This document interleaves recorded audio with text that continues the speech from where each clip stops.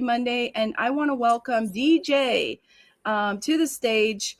So, DeeJae, thank you so much for coming because we have some stuff to talk about. I mean, seriously, people don't understand live streaming, and I think people are so missing out. This is such an amazing thing, and in a way, it's like a secret because I think the statistics say that it's growing pretty slowly, like only 13 to 15% in the past year, which means that people just don't get it yet.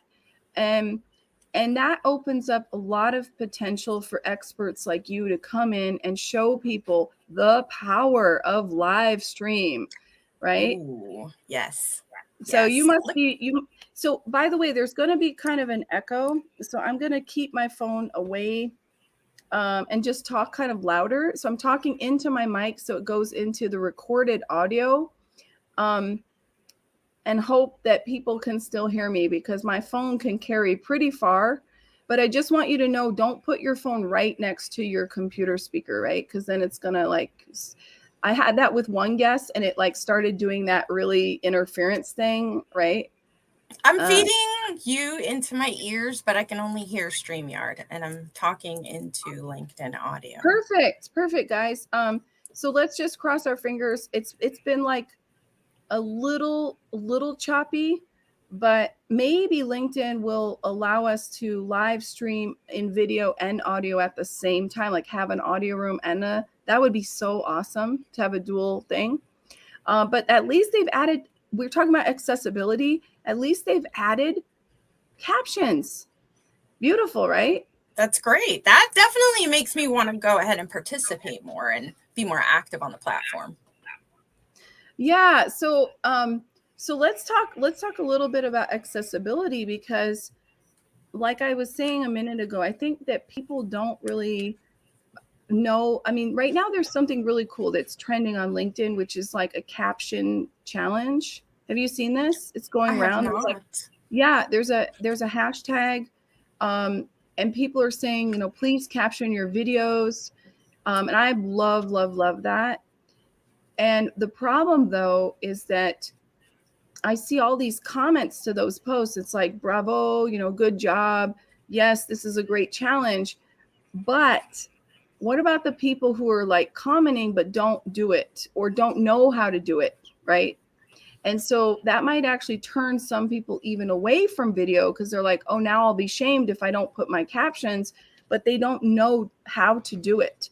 So what would you recommend that people, do you have lists of tools that you like, or how would people get those captions onto their videos?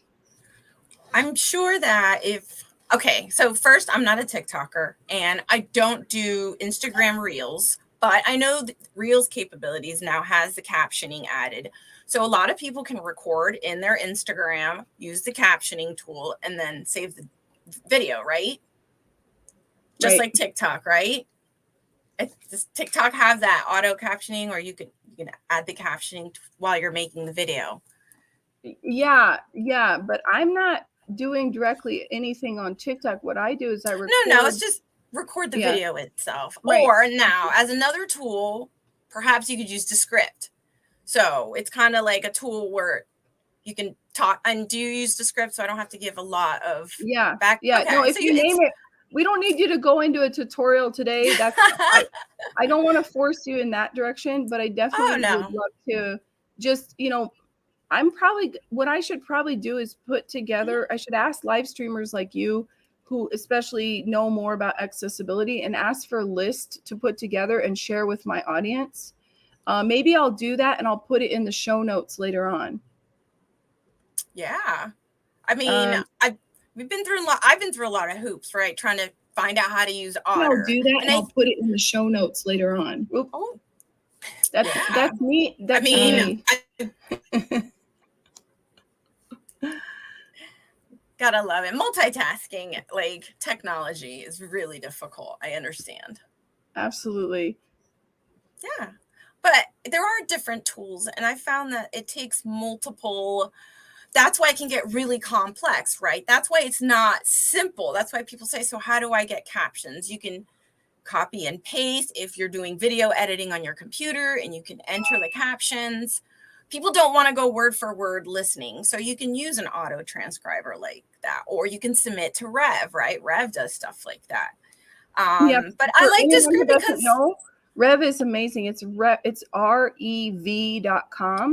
and it even links with your YouTube, right? So you can upload a video to YouTube, and you want to have perfect captions. You just share the link, and they will make sure they burn the captions on there as well.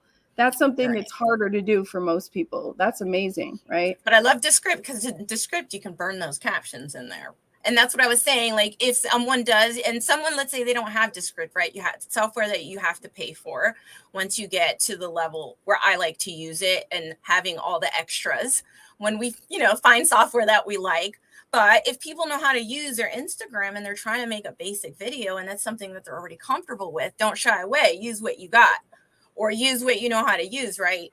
So it just depends on if you want to record the video and then you want to add the captions later and burn them over, or if you want to record it and have the kind of auto captions burnt in there because that's how you know how to do it, or what's more comfortable or simpler for you, so you don't miss out on the moment of doing it. So, okay, so I'll share with you my secret hack as a content creator. What's worked for me is, hold on, Gregory, I'm gonna let you come up. Oh, did he drop off? Oh, I saw he raised his hand. I thought maybe he wanted to share with us. But in any case, what I want you guys to know is here's my hack, what I've done, and you can tell me what you think. So when I produce short video, I use my phone to record the video, and I have an iPhone, so I use clips, and it puts the captions on there. And if you, there's also a ton of other apps that you can download. So if you go to the App Store on Android or Apple and you just search captions video, there are 3 that I found recently. One is just called Subtitles. That's actually the name of the app. The other is called Mixed Captions.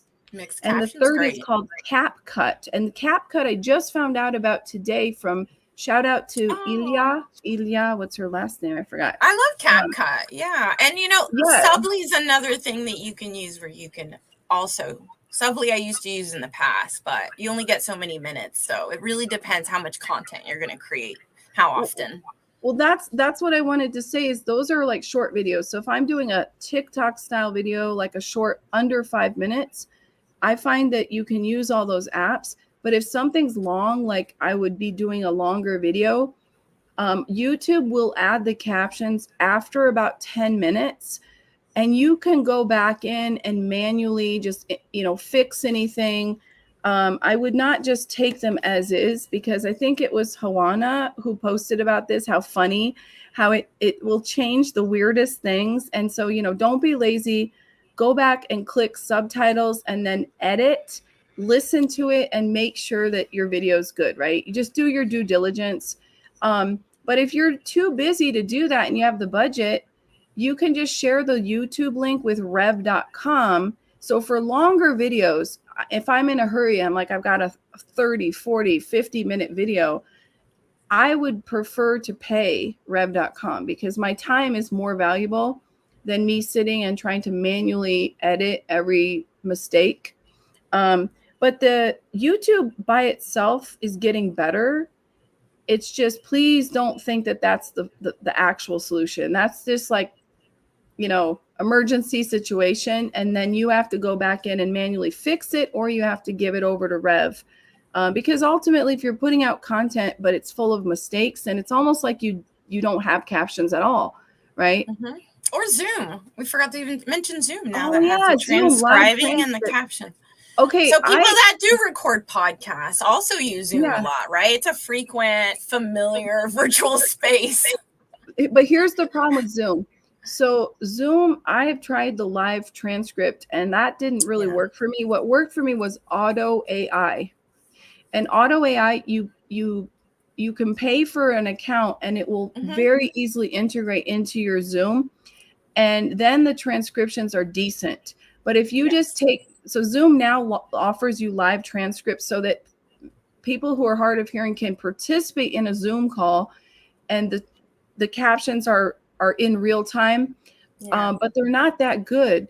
So if I was doing an interview with you, I wouldn't want to use live transcribe. I would definitely pay for auto, because it's one thing if you and I are just having a private chat and it's really for accessibility for you or me. It's another thing when we're recording this and it's going to be put on to it's going to live on somewhere else, right? Then Zoom does not do it. It's like YouTube. It doesn't really. Right. I'm just happy that they have that functionality, that ability now. I personally request it usually. I want to encourage people to use it because it's an option that is available, and it's one less barrier for me. Even if it's hard being the one that wants to ask and put your hand up, right? But you have to, if you're like, hey, it makes it more accessible to me. I love captions because I can go back and read what people just said. My brain can get all over the place, and for me it helps having some sort of document or wording to be able to read, to be able to process the conversation. So I really enjoy that. And I like to encourage people not to think of it as just for one reason, but there's just so many benefits. And even though it's not perfect, but it is progress. And that's another point about accessibility, is that any progress you make is some progress, and you're expanding and you're encouraging others to continue to consider how they're being inclusive, or how they're making their content more accessible. So it's, just to give a round of applause to Zoom to being able to include it, because before you had to pay for it. And that was a barrier, a financial barrier. And then as a content creator, you're trying to learn how to use things to implement it. It's just another barrier. Time is a barrier, right? I mean, so just anything like that, I gotta commend softwares or systems that are bringing it, are more aware how important it is. And it's for everyone. It's not just one type of person or one type of disability. And I think the more we use it, the more we realize, like, wow, this makes my life a lot quicker, a lot easier, and it's really helps everyone in the long run. Now, I like the options that you can either have your captions on or you don't have to, right? That preference is yours, but the option is available and you've enabled it willingly. So you don't have to put that on the other person to say, hey, can you turn the captions on? It's already difficult. And I think that that's important when we do talk about accessibility or creating an inclusive community. It's just something that you are automatically want to demonstrate, or set that example. And that's a few ways to start doing it and implementing it. And that goes back to that visual descriptor I did. And I know we weren't in the audio room at the moment, but that was for the audio listeners that can't see me. If I give a visual descriptor of what I look like, it's going to really help them. They're going to remember the conversation. They're going to know the time and place. They're going to feel a little bit more connected to me as a guest, who they're listening to. So I'll repeat the visual descriptor if it helps. I'm a Latina female with olive skin. I'm a brunette with silver streaks. That gives my name, Silver Fox Talks. I'm brown eyes, and I'm wearing pink lipstick and a gray shirt today.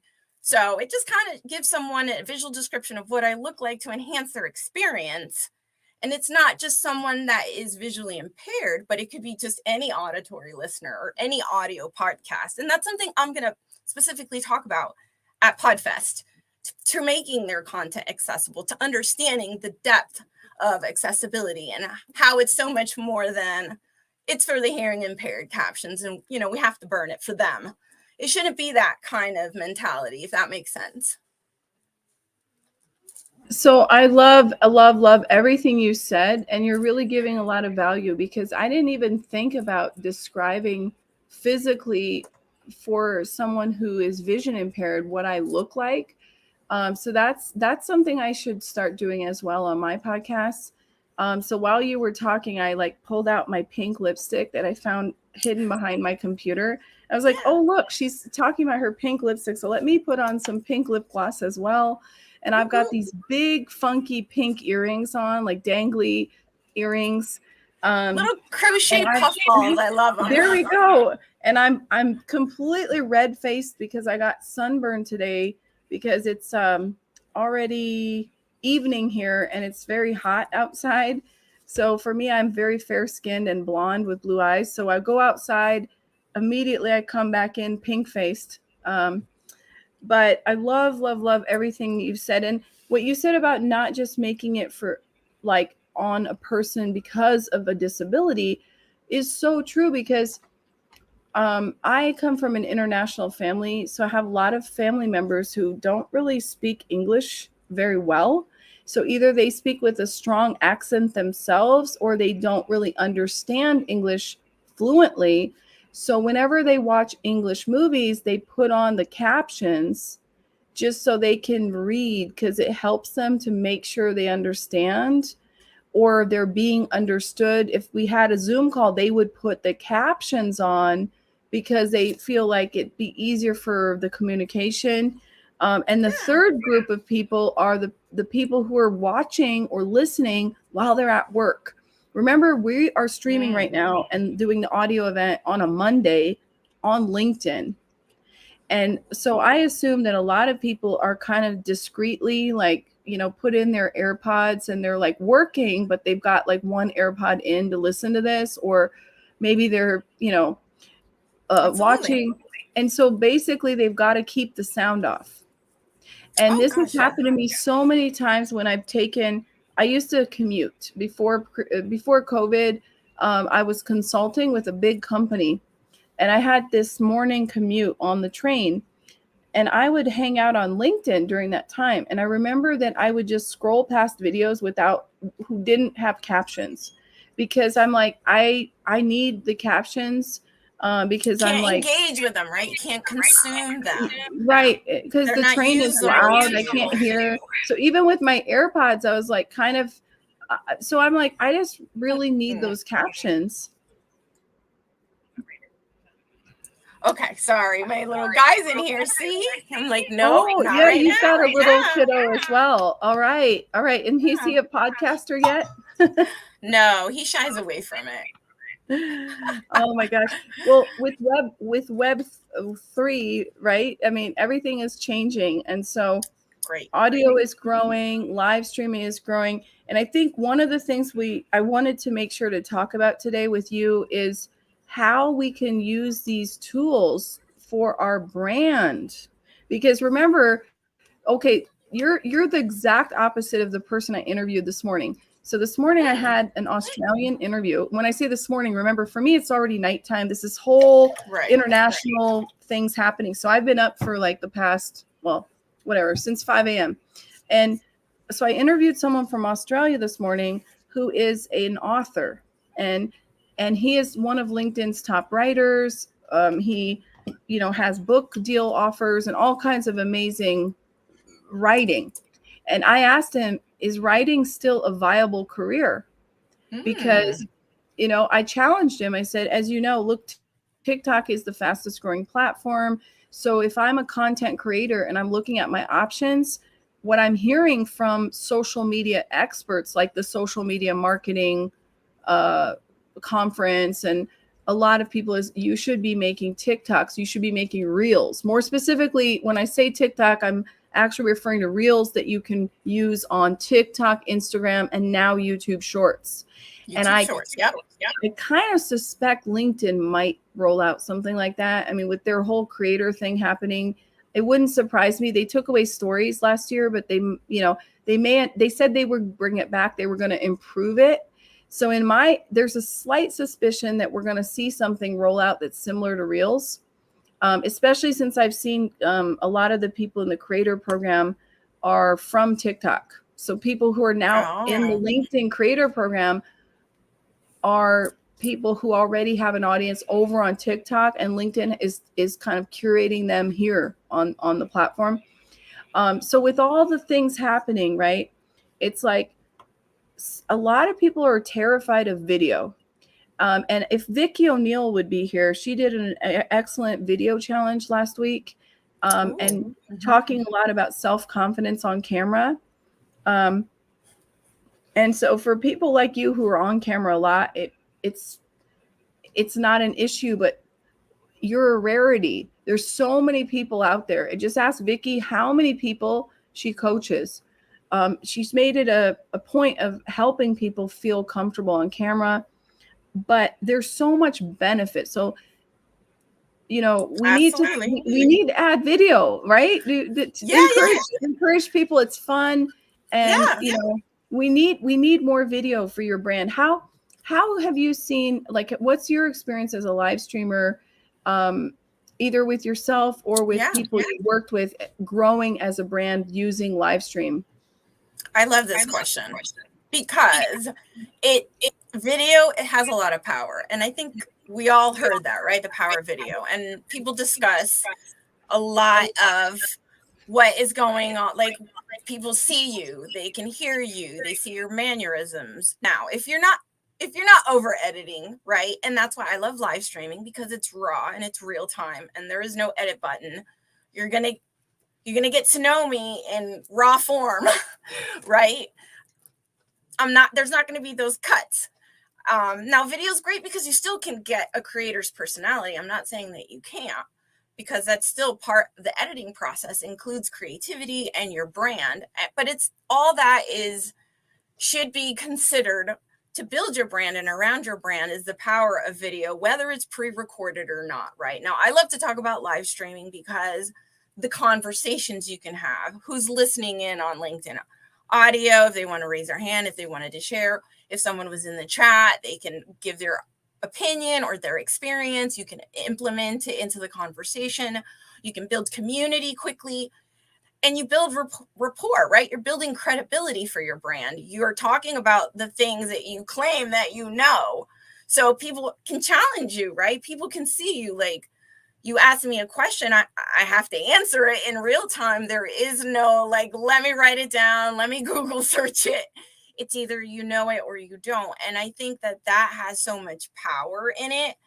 And I think for people, it's like, oh, but you make it look easy, and it takes practice. And that's why video coaches are so important, producers, right, that help you in the background and saying, you could do this, it's okay. But nerves are normal. That's all part of it. I think that's normal. Like, my stomach was still kind of, in butterflies and feeling a little lightness as I was sitting here waiting for the live to start, not knowing how are we going to do the audio, and we're just going to have to roll with it. And is the mic going to work? And, we're just going to have fun with it. And so again, it shows our personality. It shows our branding. I'm still talking about inclusivity. I'm still talking about accessibility. I'm still talking about content creation. So all that value is still there, but my personality is here, and everything that can happen that makes us real and relatable. And again, that goes back to building that trust and credibility. And the power of video is that you can do that so quickly. You can really do that quickly. And it's not like maybe having a written only piece, right? Or having just a blog where you have to really direct traffic to read and they have to do all the engaging. Right now, I'm the one doing all the work and they're on the passive end consuming it, right? So you're making it easier for your audience. You're breaking the barrier, and video does that, and live does that, has that much more power, because you're making it as touchable, you want to say, or as in real time accessible.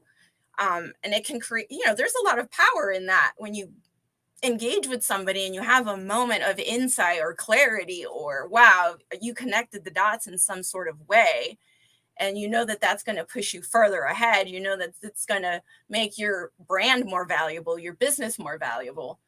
So I just think that video is important. You should include it in your branding. You should include it in your marketing, but you got to be strategic about it, and you got to know what you're there to do. You got to know the importance of the job. Like, really, what is your purpose? What is your mission? And you have to be clear. And I know, Krista, you talk about clarity and mindset all the time as part of your coaching. So if you don't have clarity on why you're sitting there in that live or in that podcast to record and give everything you've got, right? All your attention, any knowledge you want to share, any tips or techniques, how can, being prepared to incite, I guess I want to say, really get people to think about whatever it is you want them to get to think about, to connect those dots. So you're doing the work in live streaming, but you have to be prepared. And like you said at the beginning, you can't let life get in the way, the kids, the dogs, all that stuff, the technical stuff. You can't get flustered. Again, it goes back to knowing your purpose and your mission, and really being prepared for all of that, but not taking it so seriously. There has to be a sense of funness and lightness that goes along with it. And you can't take yourself too seriously on video, right? I mean, that's just the way it is. You just can't. We all make mistakes, and we all say things like, oh, I wish I wouldn't have said that, but it's going to be okay, unless it's something very offensive and like you've obviously said something that crosses the line in some situation, then, you know. And I think as a professional or as an expert, look at that cutie pie that's in. For those that can't see, that are audio only, that was Crystal's little mini me that popped in her head to say hi. But I mean, that's your brand and that's your business. So you need to know what you're there to do, and you need to be prepared to handle those types of things. And that's just part of it. This is also so valuable what you said, because when I had the interview with the Australian writer this morning, and I asked that question, is writing a viable, does it have a future in content? Because I see how fast content is changing. And as you can imagine, I think we're in very exciting moment right now. Mm-hmm. Oh, guys, I muted myself over on LinkedIn. Sorry about that. I was saying that I think we're in exciting times, because I think that we are entering a new era of content. So we're not quite there yet. But as you guys have all, don't you feel that? Don't you feel that there's something big happening, that something really is amazing? And I come from a virtual reality background, so I don't make that a part of my brand right now. I talk all about business coaching because I don't want to create brand confusion. But my background was that I built and ran a virtual reality agency in San Francisco for 12 years.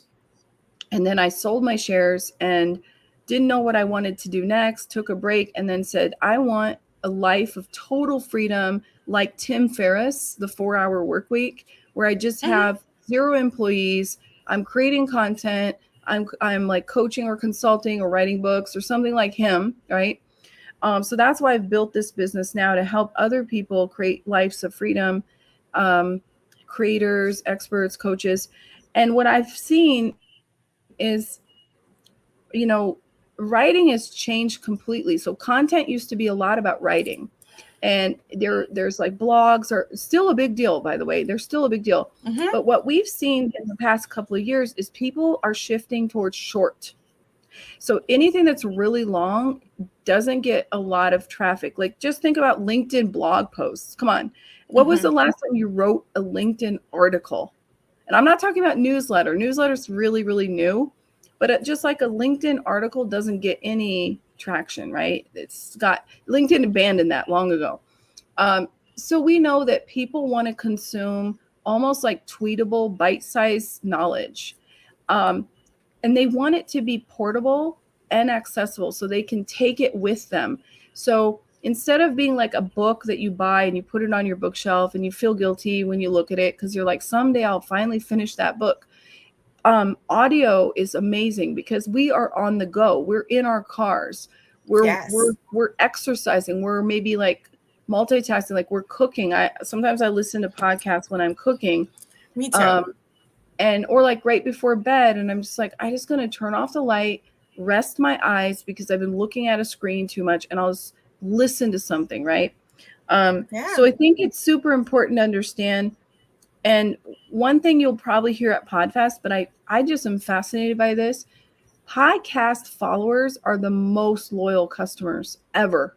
So when you compare everyone else, podcast, if you're listening to a podcast and you love it, you show up and listen to all the episodes, and they really trust you. They become like, so it compared to like other industries, right? Yeah. That are less real. So I think there's something to be said like this LinkedIn audio. We saw that with Clubhouse, Twitter and LinkedIn followed suit. And I think we're all trying to reconnect with each other, right? Mm-hmm. Reconnect with each other and let, the know, like, and trust factor, because branding has a lot to do with that.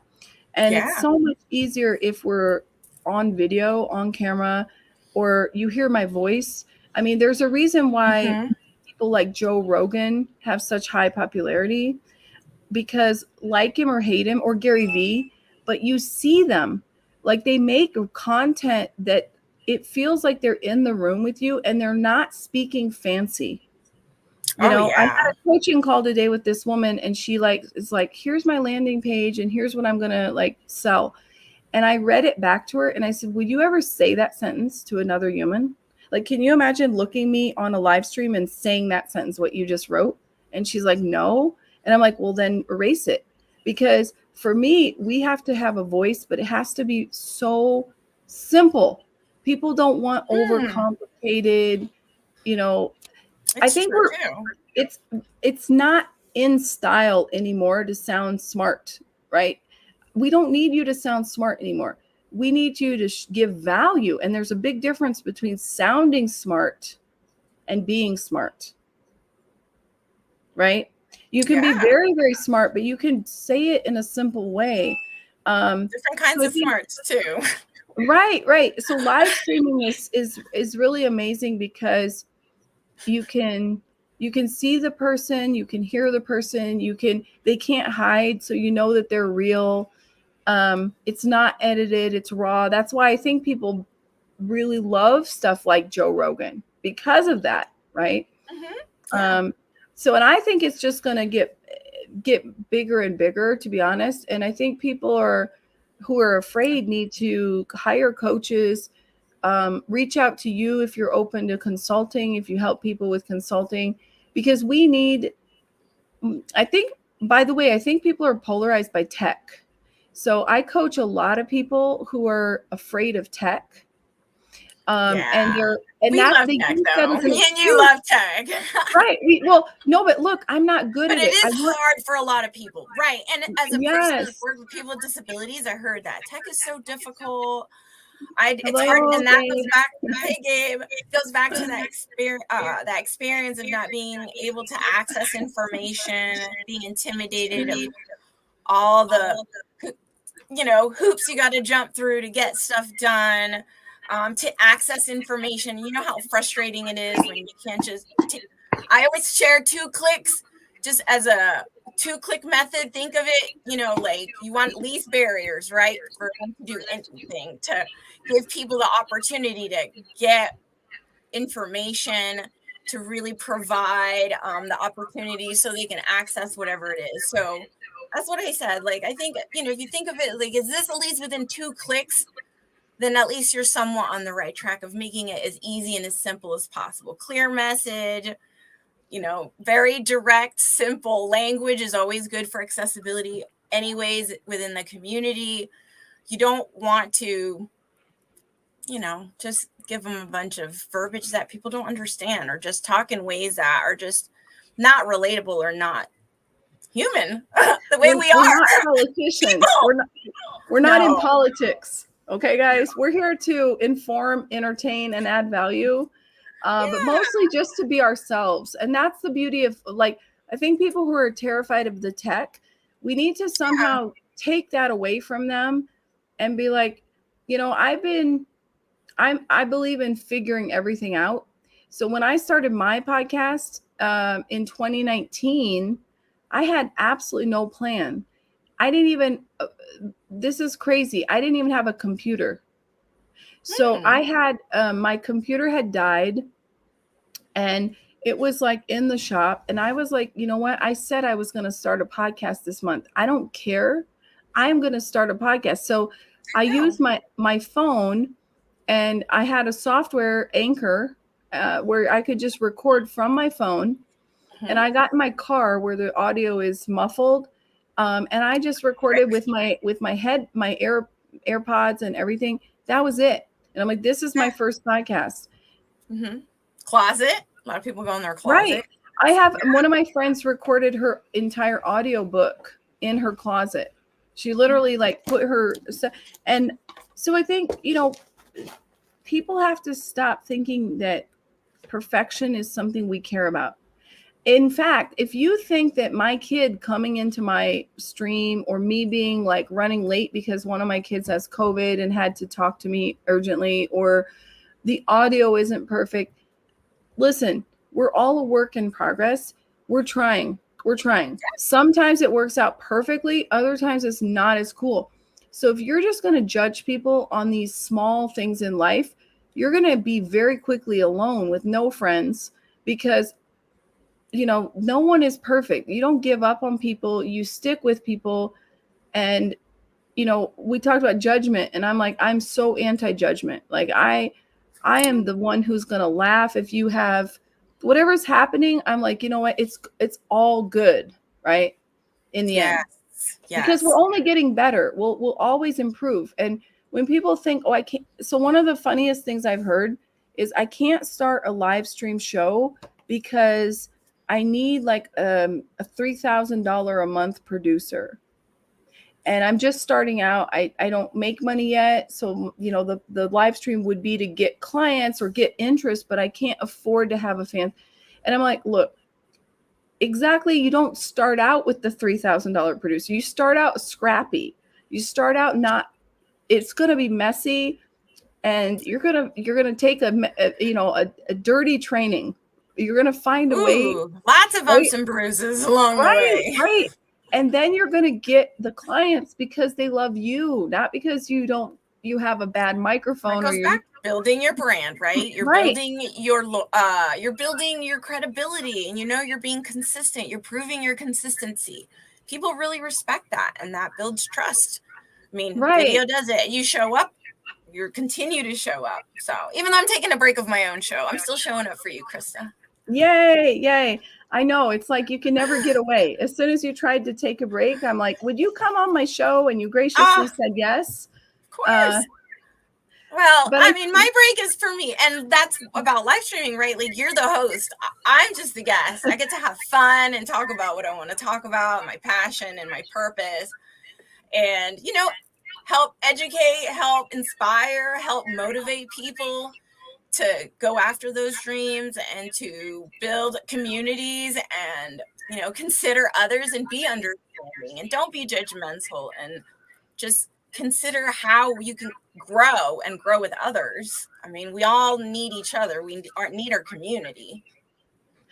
So tell us, DeeJae, what are your future plans with live streaming and beyond? Like, what's up with you? Now that half of the year is over, like, I need to know. And the whole world needs to know. The whole world needs to know. Listen, I need to gain some clarity on that right now. Okay, we're gonna do coffee for coaching. I have a special thing for you. We'll talk after the show. Seriously, I have this thing, buy me a coffee, and I give you 15 minutes of coaching. It's like for tips. Oh, and yeah. It's a fun thing. It's a fun thing that I've been doing because I always want to help the little guy. I don't want to just coach the people who can afford the full-time coach. But I've been able to unblock people because I know it's a gift. Right? So, but clarity, I'm asking you, is like you've been live streaming. So like, just tell the audience a little bit about your show, if you're going to continue that, or you got any other big plans in the works. Because I want you to tell the world first on my show. Oh my gosh, you're so funny. Okay, so I'm really focusing on public speaking. I really want to be able to go to conferences and do more in person and do a little traveling. I want to get out there. I'm going to keep doing my show. Of course, it'll be season 4 because it's going to be, oh my God, a year and a half now. I can't believe I said it's been a year and a half. I've had my live stream. I've been live streaming for a year and a half. So moving into like the second half of year 2, right? We're going to, after June, it's we'll go into our third quarter. Let's see. I don't know. I don't like to plan too far in advance. I like to really just stay in the moment and in the present and not set such big expectations. I have an idea of what I want to do. I'm going to continue my show. I want to continue to advocate. I want to continue to, TED Talk. So that's part of speaking and really feeling confident and changing mindset. I've been going through this mindset as an entrepreneur, from employee to entrepreneur mindset change. It's been a lot, learning about financial mindset and finding my value, finding my worth, like all that growth. So that continues for the rest of the year. You got to That's not come to gonna my stop. money workshop. You got to come on June 15th, everyone. Shameless plug. I'm doing a money workshop because it is so hard to shift. And I just posted about this last week. I said, you want to hear hypocrisy? People are like, entrepreneurs are like, I'm so frustrated. I know these people need my services, but they think I'm too expensive. So they're like, I can't afford you, right?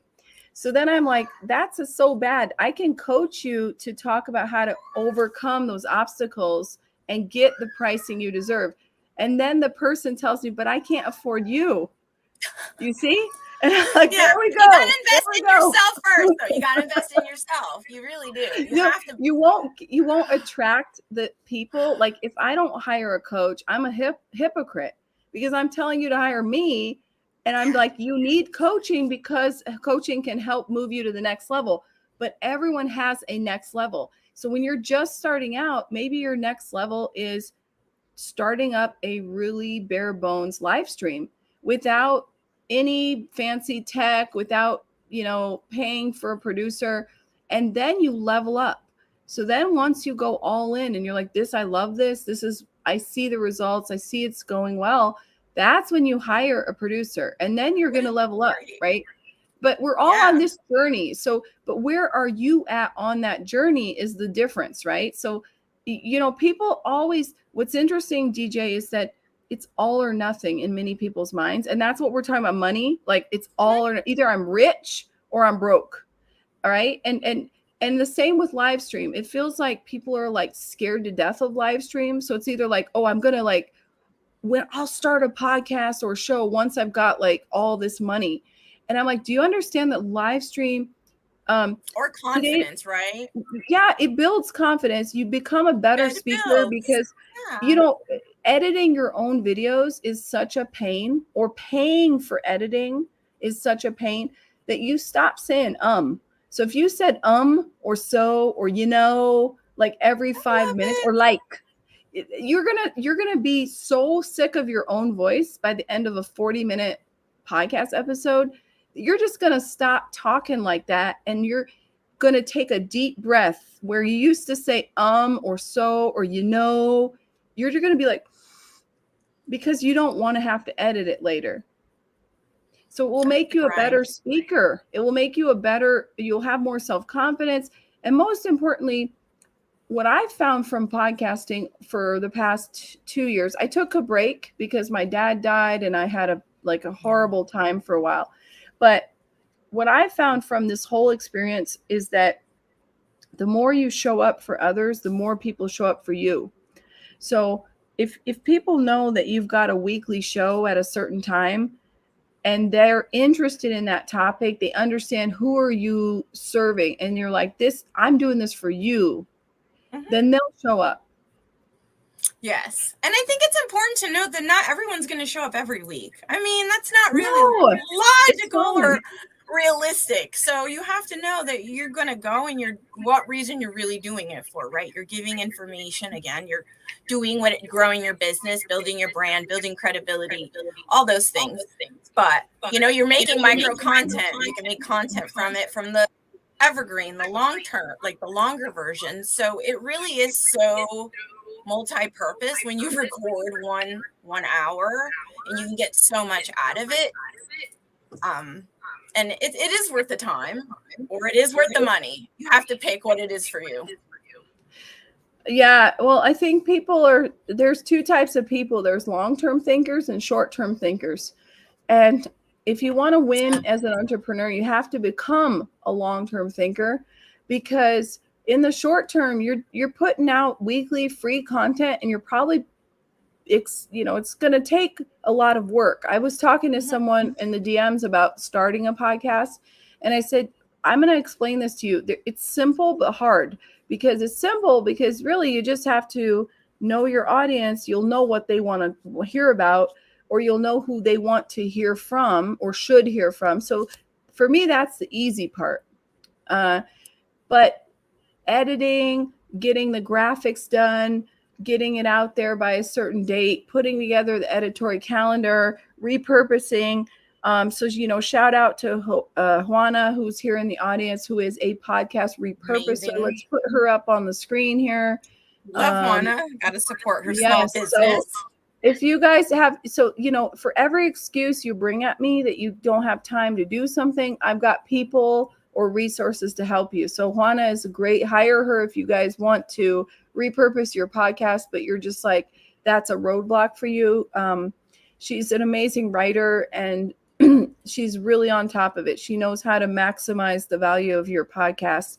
Shout out to, I see Gabe in the audience. Shout out to him. He's another fellow producer, live streamer. One thing I love about the live streaming industry, by the way, is how it feels very intimate. Like people know each other. Like, in some industries it's cutthroat. Like coaches, there's like either nice coaches or really mean coaches. And they're like, I don't want to like your post because then, my audience might see your content. And so I'm going to ignore your comment. Right. And I'm going to respond to everyone's comment, but not you. And I've had coaches message me and say, please don't comment on my posts. No, please don't comment on my post or I will block you. Even though I'm not pitching, I'm just really commenting because if we're talking about entrepreneurship and I'm following that hashtag, sooner or later, I'm going to see your post. If you're a live streamer, you're interested in live streaming. Yeah. Sooner or later, you're going to see live streaming posts. It's logical, right? But there's two types of mentality. I always like to say collaboration over competition. And that's what I teach my students, like my coaches and my coaching clients. Is really important. Mm-hmm. Because I love collaborating with people. I don't see anyone as a competitor because we're talking about, live streaming as a brand. And I think that, may the best man win. It's just like dating. Like, would I be upset that someone, maybe, but that just means that that's their type, right? So I don't, and for you too, right? You're not attracted to everyone. So the content and brand is the same. Like I just hear so much behind it. Yeah. I think that people shouldn't get so hang up on the competition because it's between you and your audience. That's it. Well, there's really no better than you either. It doesn't. And everyone's in a different place. Ego. People have different messages, different styles, different businesses that they're trying to push, different brands, different. So really is, there's enough room. There's enough room. But one thing I've learned, I think that it's good to speak to your people. So whoever you feel aligned with, absolutely. Because I'm much more likely to hire and work with someone who I feel connected to. And it may not be that we come from the same background, but it could be. But there's something that connects me to you. There's something relatable. Maybe we've gone through the similar hardship. Maybe I just really feel like I'm drawn towards your authenticity in your message. So whoever your people are, you'll know. Because I think if I come back to someone's content over and over and I can't resist commenting on it, it's because either the topic is like my thing or the people are my people. Sometimes I keep commenting on some people's posts who I don't even, like their topics aren't at all my cup of tea, but I love the way they express themselves. I just want to support them so much. And as a live streamer, everyone's live streaming. You can't be supporting every live streamer all the time. There's a lot of give and take. You have to take care of yourself. There's a business to take care of.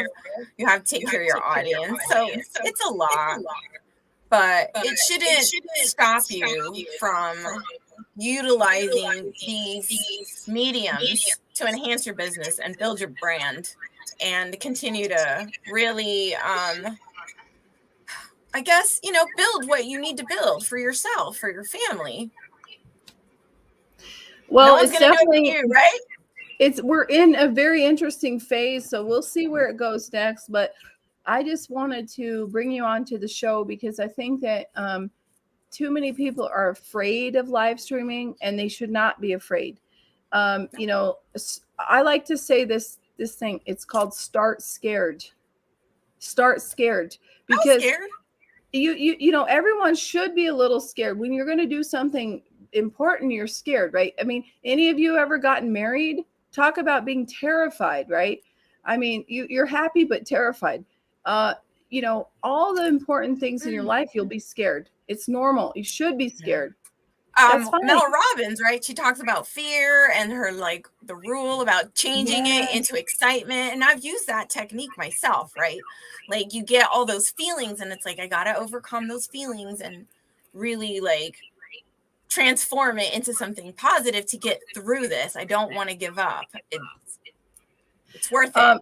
So Tony Robbins talks a lot about priming. And what priming is it's a routine that he does every time before he goes on stage to psych himself up. So he has a very specific ritual where he like jumps on a trampoline to get his blood flow up. Then he screams like a primal tribal scream.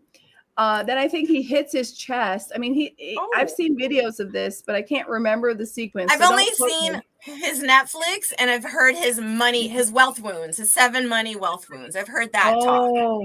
I'm addicted to personal development. But that's Tony. I was talking about Mel Robbins, the female, right, that she has that mindset about changing your fear into excitement. When you're about to do something, that you should have that fear. That fear is normal, right? Like when we're talking about going on a live stream, building a podcast, putting yourself out there in this new way that's outside of what you've normally traditionally done. I love it. I love it. So please, everyone listening, connect with DeeJae, follow her, because she's got so much value to add about live streaming. And I love the aspect of accessibility as well. So that everyone can enjoy your content. Why should the content not be available to everyone? Are you trying not to? Are you trying to exclude people? Obviously not. So it's easier than you think. It's just about more awareness of what you said. There's little things we can do, right? Right. Just having multiple formats available of the same thing. If it's written, if it's audio, that increases accessibility. So how can people reach you? Where do you hang out mostly? And like, do you have any links you want me to share here? Well, I've just been working on my website, so people can find me on my website, but I love LinkedIn. That's my favorite platform. And I'm on, just the traditional social medias. But as you know, as a business coach, your website is your intellectual property. And that's where you really want people to find you, right? That's where you want people to really go to. So I'm learning, Krista. I'm learning from you. Yes. And speaking of which, I'll be going there afterwards. So watch out. Oh, gosh. Thanks. I've recorded not one but 2 videos today of people's websites that I just happened to randomly, one LinkedIn profile and one website that I happened to randomly audit. Ooh. And I'm like, this is a problem. This needs to be fixed. Look at this. And this is where you're losing traffic. This is where you're losing money. And I said, I bet you can double your money if you fix these 2 things. So I'm coming to one of your sessions. I feel like I've already got 2 that I need to attend. I might have a 3rd from the sound of it right now. And Juana says, you ladies are cracking me up. Yes. We can probably go at it, but I love the fox behind you, by the way. That's so cool. It's like a 3D kind of graphic. Well, everyone, okay, so you see DeeJae's website, Silver Fox Talks. I love it. And DeeJae, do you have, so when you said your show, tell the audience quickly about your show. Is there a certain day you go live, and what do you talk about? So it's Monday nights, not tonight, but I will be back in June. It's called Let Your Mayhem Be Known, and it's about mental health, disability, and trauma, and really just sharing our personal experiences to bring a community together. And it really originated from my previous job, really helping job seekers find employment, and the frustration that inaccessibility had on so many people to be able to move forward with their lives, right? We all know employment, money, the importance of that in our life and how it really holds a special place and it makes us dignified, right? We find dignity in our employment and our job and our success. So that's really what kind of started the conversation. Live streaming grew, opportunities came, trust was built, rapport was built, and that's, here we are almost 2 years after. And last question, why did you pick live streaming as your medium over other things that you could have done? Oh, that's a good question. Because I was scared of how I would sound and having to do the editing. I felt like I could be myself live streaming, and if people like me, they like me, and if they don't like me, they can keep scrolling. And I was willing to take that chance. Awesome. I love that. Well, I love that live streaming is now available on a lot of public platforms, because in the olden days, people would be like, okay, I'm going live, but only inside my private Facebook group. And that was a thing, right? And now people are going live all over the place. And we've got tools like Restream and a StreamYard and Be Live. And there's so many cool tools out there. So I'm kind of jealous of you, actually, because you're going to PodFest. So I've never been, but I definitely want to go someday. Once I come back to the United States, I'm going to get one of those like unlimited budget plane. So I'm going to work on my money workshop, and I'm going to manifest that. I'm going to be like, I need like a huge budget for the whole year so I can just like spontaneously fly all over and go to all these amazing events and meet people like you in real time, not on live stream, but in real time. Right? Real time. I'm looking forward to podcasts and really meeting people and face to face and in person and feeling their energy. It's going to be nice. And do you have a favorite podcaster who you really like? You're kind of like a crush. Who's your podcast crush? Tell us now. You are my podcast no crush. Yes, Krista. I've been fangirling over you for a very long time. She's really laying it on, guys. I mean, this is like the best guest I've had. I'm gonna have to give her a tip afterwards. I'll have to pay her fee for brown nosing here, but no, I really appreciate you've shown up, and you've been in like my I remember at the beginning of the year, I think I met you. You came to my challenge that I did. I had a 2022 goal challenge, like a 5-day challenge. And I remember that's the first time I think we had a lot of contact, because you were in that challenge. And I'm a big goal. I'm a total geek when it comes to this stuff, because I really like intentional life. We're not immortal, unfortunately, or if we are, I mean, this is our one shot, and then, we have to start over. It's like you died in a video game and then you get a second life, but you have to start over from the beginning. So I've worked with so many of just those people that have been to that place so close, right? Yes. So let's do our best. And most importantly, let's be ourselves.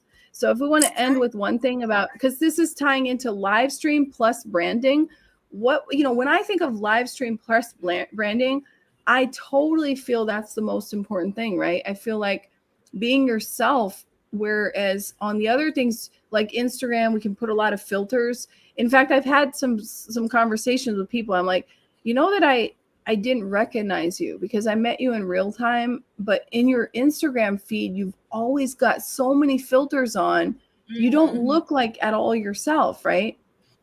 Yeah. Right. And it's not like cutesy. It's not like an avatar. It's more like I'm insecure about how I look, so I'm going to enhance my face. That's hard, right? No, I mean, I feel that, right? For me, it's hard. It's like those insecurities, like you got to get through it. Filter, no filter, makeup, lipstick. Did I put on eyeshadow? I'm exhausted. I have to get my kid. I have to get back. I'm sitting here sweating. We all have those insecurities, but it cannot stop the mission. The purpose is that much more important. Live streaming. I love it. Yeah, I love it. It's just one tool, a powerful tool that can really build your brand. Okay, so I hope you're going to live stream the PodFest. Oh, I have to come up with something. Yes. That's what when I was at VidCon for a few years, Yeah. there was a lot of YouTubers who would walk around and they would be filming like with GoPros or with their phones or with I got my GoPro. Yeah, I got my everyone had everything. Canon. Like it's incredible how you geek out, but there's something beautiful about that community, the people who want to be on video. It's And that very, very podcast is real. like that, very supportive. They all want to help each other grow and get better. So I love that. Awesome. Yeah, Well, I have major FOMO, but I definitely oh, come here. Here. We got my kitty. So before we go, don't be scared. Don't be scared. See? Wait, come here. Wait. That's not the kitty that. Oh, he's mad at me. Oh, yeah. He's actually hurt. He got attacked by a wolf. Wolf. Yeah, I saw your Can you imagine? And his nickname is Lucky. And I was like, so now you prove that you really are lucky, because the wolf like got scared by a human, because the human heard one of my neighbors, and like he let him go and ran away. I'm like, how lucky could that be? You know, all little kitty. Oh my God. All right. Well, I'm going to let you go. Thank you so much for showing up, and thank you to the audience. So hopefully everyone will connect with DeeJae, because live streaming is such a powerful branding tool. And I think that you don't have to be afraid. You know, like you said, it's actually a lazy man's thing, because you don't have to edit very much, right? No. And if you have a guest, they're doing most of the work. There you go. Yeah, look, she just showed up and did all the work for me. And seriously, but I'm looking forward to following your journey at PodFest. And I want to hear either live stream or come back and share with us your takeaways. Because for the rest of us who haven't gone to PodFest yet, you need to motivate us to go next year. Okay. Oh, yes. It's going to be a new experience for me too. So I'm excited. Yay.